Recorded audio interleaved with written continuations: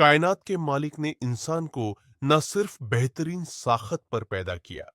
बल्कि इसके वजूद की मशीनरी में मौजूद हर जोड़ और हर रग को अपनी नियामतों का मजहर बना दिया।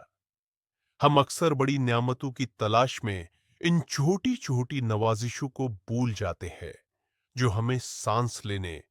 चलने फिरने और जिंदगी गुजारने के काबिल बनाती है। हम सुबह से लेकर शाम तक अल्लाह ताला के बहुत से नामतों को खाते पीते हैं, लेकिन कभी आपने सोचा है कि हम इसका शुक्रिया अदा करते हैं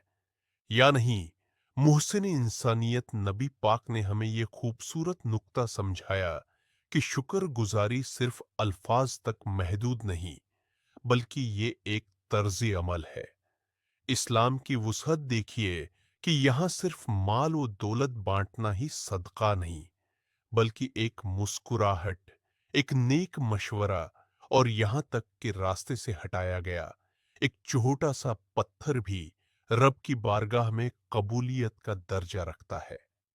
नबी पाक ने फरमाया, इब्ने आदम के हर जोड़ पर सुबह होते ही बतौर शुक्राने के एक सदका होता है। अब अगर वो किसी मिलने वाले को सलाम करे तो ये एक सदका है, किसी को भलाई का हुक्म दे तो ये भी सदका है, बुराई से रुके ये भी सदका है, रास्ते से किसी तकलीफ दे, चीज को हटा दे तो ये भी सदका है, अपनी बीवी से सोहबत करे तो ये भी सदका है। अलबत्ता इन सब के बजाय अगर 2 रुकात नमाज चाश्त के वक्त पढ़ ले